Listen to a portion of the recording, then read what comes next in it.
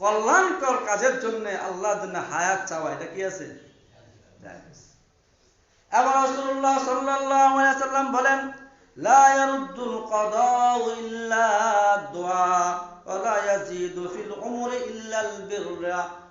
হায়াত দীর্ঘায়িত হয়, হায়াত বাড়ে, তকদির পরিবর্তন হয়ে যায় দুইটা জিনিসের মাধ্যমে।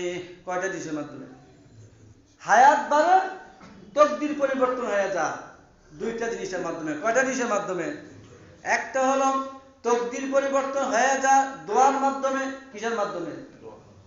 দোয়ার মাধ্যমে তকদির পরিবর্তন হয়ে যায়। রাসূলুল্লাহ সাল্লাল্লাহু আলাইহি ওয়াসাল্লাম বলেন, লা ইয়ারুদ্দুল কাদা ইল্লা দুআ। দোয়ার মাধ্যমে ভাগ্য পরিবর্তন হয়ে যায়। সুবহানাল্লাহ। আমরা অনেক সময় বলে থাকি ভাগ্য যা আছে তাই হবে, ভাগ্য যা আছে, তকদিরে যা আছে তাই হবে, দোয়া করে লাভ কি? এই বলে আল্লাহর কাছে দোয়া করি না।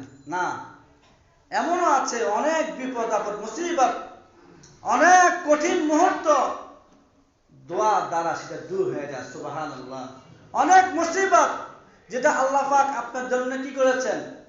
ফায়সালা করেছেন, কিন্তু আপনার কান্নাকাটির কারণে, আপনার দোয়ার কারণে, আপনার অনুনয় বিনয়ের কারণে আল্লাহ পাক শেষ মুহূর্তে এসে বলে দেয়, যা এই বান্দাটাকে এই অ্যাক্সিডেন্ট থেকে বাঁচাইয়া দাও।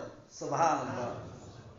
আপনার ভাগ্যে রয়েছে আপনি অমুক মাসের 1 তারিখে একটা রোড অ্যাক্সিডেন্ট করবেন, এটা আপনার তাকদীরে লেখা রেখেছে, আছে। কিন্তু এমন আছে আপনি দোয়া শুরু করে, আল্লাহ তুমি বিপদ থেকে মুক্ত করো, মুসিবত থেকে বাঁচাও। তুমি মুসিবত থেকে না বাঁচালে আমার করার কিছুই নেই, তুমি আমার জীবনকে রক্ষা করো, জানকে রক্ষা করো, পরিবারকে রক্ষা করো। এভাবে আল্লাহর কাছে সবসময় দোয়া দায়ী করলেন, হে আল্লাহ তুমি ব্যবসা প্রতিষ্ঠানকে আমার রক্ষা করো, ব্যবসা প্রতিষ্ঠানকে হেফাজত করো। এভাবে দোয়া করতে আল্লাহ পাক আপনি দোয়ার কারণে ওই বিপদকে দূর করে দিতে পারেন। সুবহানাল্লাহ। অতএব এই জন্য রাসূলুল্লাহ সাল্লাল্লাহু আলাইহি ওয়াসাল্লাম বলেছেন, দোয়ার মাধ্যমে ভাগ্য অনেক সময় পরিবর্তন হয়ে যায়। হ্যাঁ, আবার কিছু ভাগ্য পরিবর্তন হয় না, যেমন মৃত্যু, এটা আমরা আসবেই, দোয়া করলেও আসবে, না করলেও আসবে। কিছু কিছু ভাগ্য আছে যেগুলো দোয়া দ্বারা পরিবর্তন হয় না, আবার কিছু কিছু ভাগ্য আছে যেগুলো আল্লাহ রাব্বুল আলামিন বান্দার চাওয়ার মাধ্যমে, কান্নাকাটির মাধ্যমে, দোয়ার মাধ্যমে পরিবর্তন করে দেয়। সুবহানাল্লাহ। তার 2 নম্বরে ওয়ালা ইয়াজিদু ফিল উমরি ইল্লাল বির। হায়াত বৃদ্ধি হয় নেক আমলের মাধ্যমে। সুবহানাল্লাহ। কিসের মাধ্যমে? নেক আমলের মাধ্যমে দোয়া বৃদ্ধি হয়। আমাদের মুরব্বীরা অনেক সময় বলে না, এত মিথ্যা কথা বলিস না, মিথ্যা কথা বললে হায়াত কমে, বলে কিনা? মুরব্বীদের মুখে মিথ্যা কথা বললে হায়াত কমে। এটা মুরব্বীদের কথা নয়, এটা কোরআন হাদিসের কথা। গুনার কারণে, পাপের কারণে মানুষের হায়াত কমে যায়। বলে নাউযুবিল্লাহ। পাপাচারের কারণে, অন্যায় অপরাধের কারণে মানুষের হায়াত কমে যায়। সমাজের যে মানুষগুলো দুষ্টু, যে মানুষগুলো সমাজের ক্যান্সার, যে মানুষগুলো সমাজের জন্য ভাইরাস, দেখবেন ওই মানুষগুলো বেশি দিন বাঁচে না। হুট করে দেখেন অমুকে গুলিতে সে মারা গেছে, কেন? সে বেশি কি করছিল? লাফালাফি করেছিল, বেশি উত্তাপ করেছিল, উচ্ছৃঙ্খলতা বেশি প্রদর্শন করেছে, এই লোকটা বেশি দিন বাঁচে না। আর যে লোকটা শান্ত, নম্র, ভদ্র, ইবাদত বন্দেগীতে কামেল মুকাম্মাল, দেখবেন ওই সমস্ত নেককার মানুষগুলো, মুত্তাকিন মানুষগুলো অনেক দিন বাঁচে। সুবহানাল্লাহ। আমরা দেখেছি আমাদের মুরব্বীরা, আমাদের দাদারা, আমাদের ওস্তাদেরা 80 বছর, 100 বছর পর্যন্ত হয়ে গিয়েছে, তারপর সুন্দর নিজের চোখ দিয়ে কোরআন তেলাওয়াত করে, নিজের দাঁত দিয়ে হাত দিয়ে কামড়ায় কামড়ায় খেতে পারে।